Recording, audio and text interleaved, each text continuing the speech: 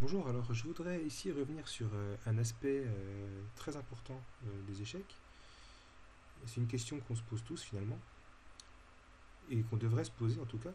C'est quand est-ce qu'il faut calculer et quand est-ce qu'il ne faut pas calculer. Et qu'est-ce qu'on calcule finalement. Et ça, c'est très très difficile parce que à tête reposée, c'est toujours facile de savoir ce qu'il faut calculer, mais quand on est devant l'adversaire, c'est jamais simple. Donc ça demande une discipline quand même. Et ça demande de résister à la frustration aussi. Ça, c'est très important. Ça demande de résister à la frustration, de ne pas pouvoir gagner, ou en tout cas même de ne pas pouvoir faire notre plan. Tout simplement. Des fois, il faut reconnaître que notre plan n'est pas réalisable, alors qu'on l'avait imaginé avant. Donc, je vais donner des exemples tirés de mes parties, donc des exemples glorieux et d'autres beaucoup moins.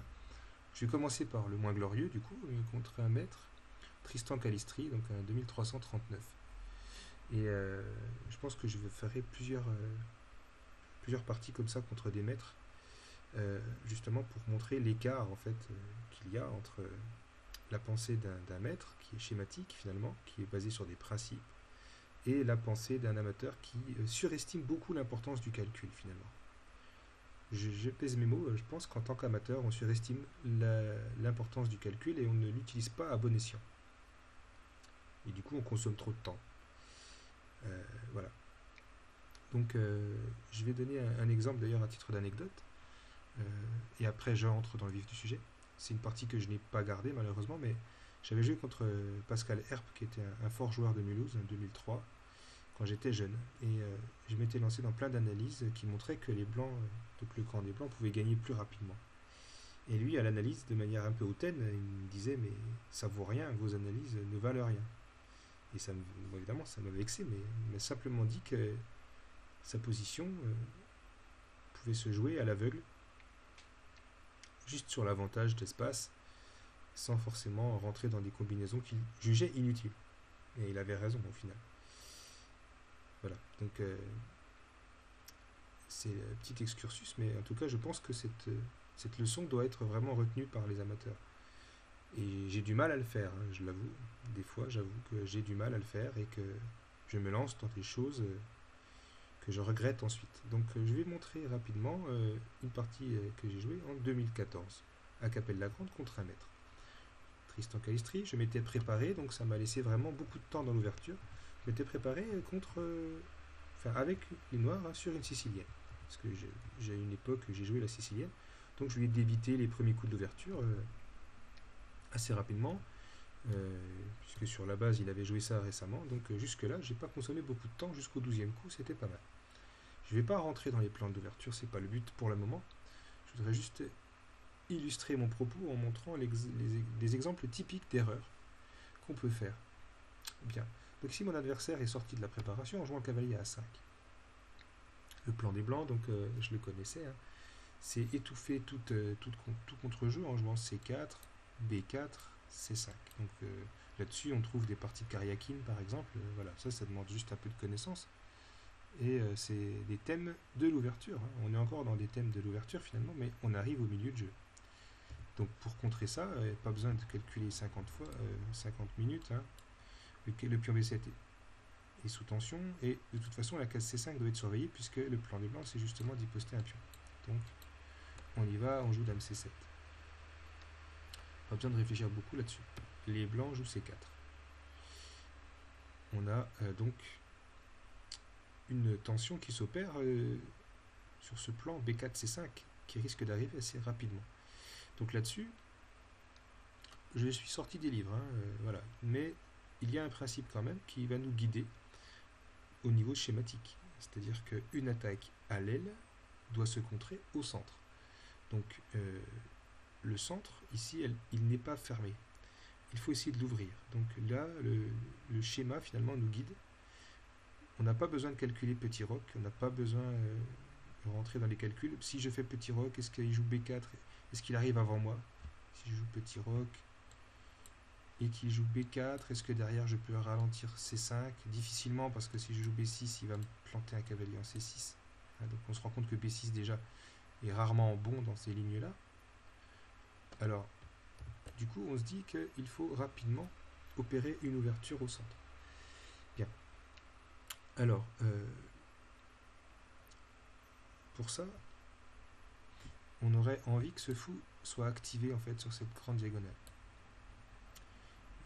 Tout simplement parce que B4 serait beaucoup moins jouable avec un fou en F6. Si on a un fou en F6 à ce moment-là, B4 se prend E4 avec ouverture du jeu. Donc ça peut être un argument déjà. Bien. Donc après, on a envie donc de mettre notre fou en F6 pour jouer E4. On peut jouer E4 tout de suite, mais ça semble moins pertinent tant que le fou n'est pas en F6. Donc il faut mettre le fou en F6. Élément supplémentaire, je peux aussi fragiliser la position de l'adversaire et le forcer à faire une concession. Parce que si je joue E4, ça n'affaiblit pas assez les cases blanches en fait. J'aimerais bien en plus affaiblir les cases blanches. Donc du coup, l'idée qui m'est venue, c'est de jouer fou H4 échec. G3, du coup, sinon on est déroqué. Et je reviens, mais en F6 maintenant, E4 est prêt. Si les blancs s'amusent à jouer B4, leur tour est mal placé, donc je pense que je peux balancer E4 et ouvrir le jeu, finalement, ouvrir le centre, avant que les blancs aient le temps de jouer C5 de manière dangereuse, on va dire. D'accord ? Sachant que sur E4, évidemment, les noirs n'ont pas intérêt, enfin les blancs, pardon, n'ont pas intérêt à jouer fou D4, puisque je pourrais tout simplement prendre du pion. Si jamais C5 est joué, je peux prendre du pion. Il n'y a pas de contre-indication, puisqu'à l'arrivée, je pense que je peux tout simplement gagner le pion. C5. Donc là, c'est de manière schématique le clouage en fait de ce fou, à cause de la tour qui serait derrière si le pion B4, si le pion B est en B4. La tour serait derrière le fou, donc il y aurait un clouage qui permettrait de prendre en C5 tout simplement. Donc la tour est obligée de venir en C1. Ça lui fait perdre un temps. Et maintenant, je peux jouer E4 avant qu'il joue B4. Ça, c'est très important. Voilà, donc ça nécessite pas trop de calcul encore, un petit peu quand même, il faut toujours vérifier. Mais à chaque fois, je gagne les temps nécessaires. S'il prend E4, je reprends, j'attaque la tour, donc ça nécessite aucun calcul. Et en plus de ça, la case de 5 me tend les bras. Donc au niveau positionnel, ça peut être que recommandé pour les noirs. C'est pour ça que les blancs ici ont joué F4 sans prendre beaucoup de temps au niveau de la réflexion, puisqu'ils pensent sur des principes, donc contrôle du centre. Bien, donc maintenant, on est à la croisée des chemins. Ou analyser, c'est-à-dire qu'à un moment donné, il faut quand même rentrer dans des analyses concrètes, évidemment. Donc là, qu'est-ce qu'il faut analyser ? On a deux solutions. On a une solution positionnelle et une solution tactique. Et ici, j'étais tellement content de mon ouverture, vraiment, j'étais tellement content de mon ouverture, et j'avais raison de l'être. J'avais bien réussi mon ouverture. On est arrivé à une position complètement égale aux yeux de l'ordinateur. Voilà, aux yeux de l'ordinateur, mais tout reste à faire. Mais excès de confiance contre un maître, ça pardonne pas. Je me suis dit, je vais commencer à jouer pour le gain. Donc j'ai commencé à calculer des choses, et c'est là que j'ai commencé à dépenser beaucoup de temps.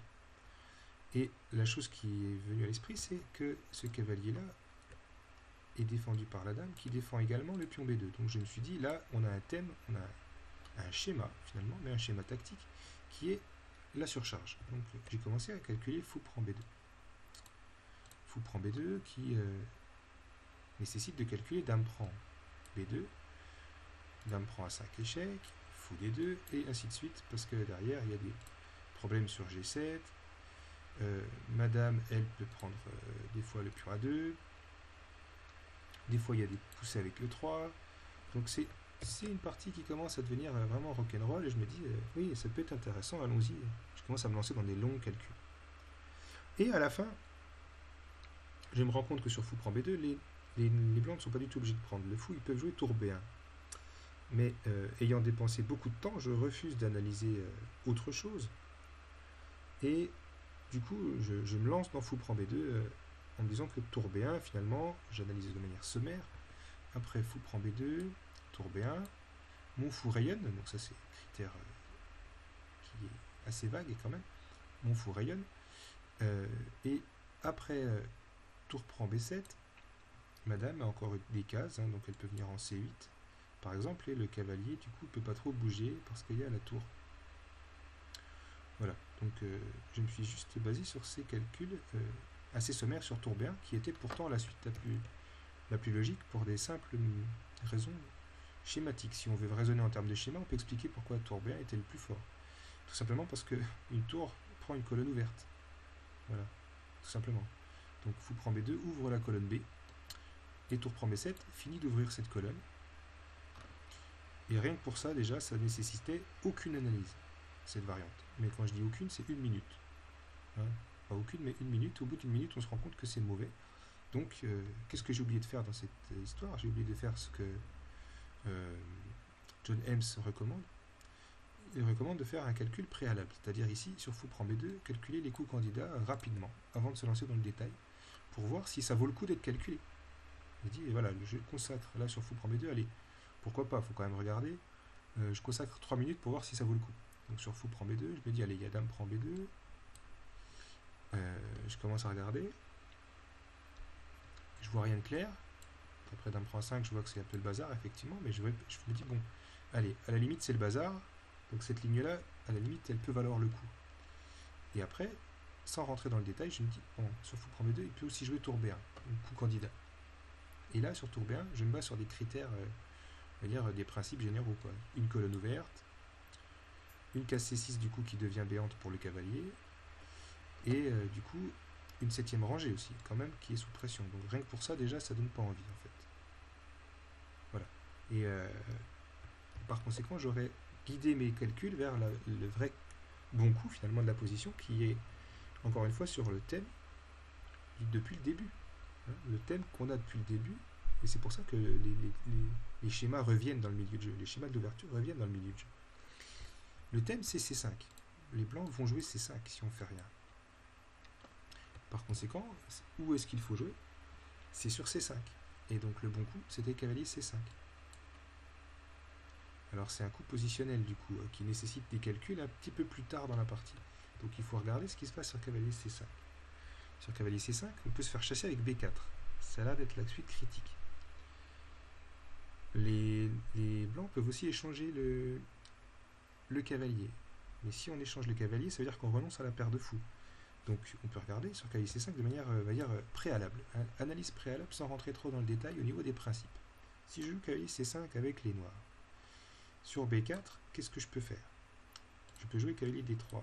Fourchette, j'oblige les blancs à prendre. Donc déjà sur le plan des principes, j'ai gagné la paire de fou. Donc un bon principe. Deuxième principe, j'ouvre la colonne sur le roi et j'ai appris que une attaque sur l'aile a peu de chances d'aboutir quand le centre est ouvert. Et du coup, si la colonne E s'ouvre, ça devient possible de contre-attaquer sur la colonne. Donc déjà, je sais où diriger mes calculs. Mes calculs, ça va être, est-ce qu'une tour peut arriver à temps sur la colonne? Par exemple, ça peut être ça, début du calcul. Voilà, donc c'est pas ne pas calculer ici, c'est savoir où concentrer les efforts de calcul. Et donc la suite critique qui est cavalier C5, B4, cavalier échec, fou prend, pion prend. Est-ce qu'il a le temps, avec les blancs, de jouer C5? C'est ça la vraie question, finalement. Donc, pour la raison que j'ai expliquée avant, il a le temps de jouer C5, mais nous avons colonne E ouverte. Donc là, si on n'a pas envie d'analyser, il faut se fier finalement aussi à ces principes-là. C'est-à-dire que j'ai la paire de fou, la colonne E est ouverte, mon roi est en sécurité, et pas le sien. Donc, est-ce que son attaque à l'aile dame est si dangereuse que ça? Et là, c'est en fonction des tempéraments, hein, évidemment, qu'on va calculer ou pas. Il y a certains joueurs qui vont se fier simplement à ces principes-là, qui vont jouer ce coup en 5 minutes, et d'autres qui vont essayer de calculer si leur attaque est concrètement dangereuse. Mais sur les principes, ça suffit déjà. Donc on peut regarder un cavalier C5, B4, cavalier D3, fou prend, pion prend. Arrivé à ce stade de l'analyse, on peut se dire oui, mais il peut faire petit roc aussi. Donc là, on est en train de partir dans d'autres horizons d'analyse, mais nous, on n'est pas du tout obligé de roquer du petit côté. On peut jouer un thème qui est quand même fréquent dans cette variante, qui est H4. Et là, du coup, c'est plus au centre qu'on contre-attaque, mais carrément à l'aile. Donc évidemment, là, les thèmes, ils sont assez nets tactiquement. Hein. Ouvrir la colonne H et jouer fou E4. Hein. Donc ça va très vite. Donc ces menaces à base de C5, etc., c'est un peu de la rigolade quand même quand on regarde la vitesse à laquelle l'attaque des noirs arrive. Parce que si le roi est obligé de venir en F2 une fois que la tour fait échec, il y a tour échec et ça gagne la dame. Hein. Donc ça, il n'y a pas besoin de calculer longtemps pour voir que c'est super dangereux. Donc après E prend D3, C5, on se rend compte que après E prend D3, on se rend compte que les blancs finalement ont intérêt à jouer C5 quand même. Mais maintenant c'est au centre qu'on va contre-attaquer avec petit roc. Voilà. Donc l'idée, ça sera de poster une tour en E8 tout simplement. Et on n'a pas peur de C6 puisqu'on reprend. Et donc s'il veut obtenir un pion passé, il va être obligé de reprendre le pion D. Et on joue tour E8. Le pion est bloqué, donc on a encore quelques moments de répit. Mais surtout on a une grosse pression et des menaces concrètes qui commencent à arriver qui sont fou D4. Voilà, donc c'est là qu'il faut calculer un petit peu évidemment, mais à un moment donné, il faut aussi se fier à sa confiance, la confiance dans sa position. Et donc là, c'est l'évaluation qui rentre en jeu. Ce pion peut-il être dangereux par la suite? Ça va être long à démontrer. Parce que nous, pendant ce temps-là, on va doubler sur la colonne. Avec des thèmes, doubler les tours, sacrifier en E3 et jouer fou D4. Donc en gros, là il y a du calcul, effectivement, mais c'est un calcul qu'on peut faire quand on arrive à cette position. C'est pas la peine d'essayer de calculer cette position à partir de là, par exemple. Je pense que c'est pas la peine de calculer cette position à partir de là. Il faut visualiser déjà, premièrement, dans sa tête, cette position-là, plus tard, cette position comme étant possible, et se demander si elle est à notre avantage ou pas, au niveau des principes. Et si on s'en tient là, on peut se dire que oui, parce qu'on a une colonne centrale et la paire de fous. Donc normalement, ces deux critères-là doivent nous dire que sa majorité à l'aile dame, finalement, n'est pas si dangereuse que ça si on arrive à valoriser nos deux atouts. Voilà. Donc ça sert à rien de dépenser une heure avant pour analyser cette position-là dans sa tête. C'est là qu'on fera le plus d'erreurs d'ailleurs. Enfin, en tout cas, c'est comme ça que je vois les choses désormais.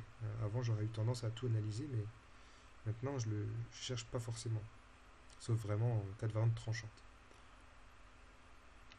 Donc, dernier élément, donc après F4, cavalier C5, il faut aussi regarder concrètement fou prend C5. Mais encore une fois, dès prend C5, sur les principes, les noirs ont lâché la paire de fous. Et deuxième principe, ils ont la case D4 maintenant, les noirs, donc ils vont pouvoir poster leur fou en D4, qui accompagnera le pion d'ailleurs. Donc c'est pareil, là il n'y a pas beaucoup de calcul à faire. Parce que du coup, le fou D4 contrôle C5. Ça veut dire qu'en cas de B4, si on n'a pas d'idée, on peut jouer fou D4. Si on a peur. Si on a peur, au pire, on joue fou D4. Et B4, de toute façon, est moins bon maintenant qu'il y a C5. Puisque de toute façon, après fou D4, le pion, la case C5 serait bloquée de manière durable. Voilà. En plus, le pion D6 serait plus soutenu du coup. Donc voilà, encore un peu de calcul nécessaire pour vérifier ça, mais pas besoin de rentrer dans des combinaisons et des choses tactiques. Donc évidemment, après E4, F4, moi, gourmand, j'ai joué fou prend B2 et j'ai montré que j'étais un amateur. Et mon adversaire m'a puni assez rapidement après tour B1, fou A3, donc là je perds le fil. Je perds le fil tout de suite en fait. Tour prend B7, dame D8. C'est lui qui prend la diagonale avec dame C3, mais même si ça n'avait pas été le cas, j'aurais été bien mal engagé. Et donc la partie va se terminer très vite. Il n'a même pas besoin de prendre en G7, il attaque d'abord la dame, et ensuite seulement il prend en G7 et ma position s'effondre. Et évidemment, donc les analyses ne valaient rien du tout depuis le début. Voilà. Donc ça c'était un premier exemple. Et je vais vous montrer après d'autres exemples plus compliqués. Donc on enchaîne avec une autre vidéo.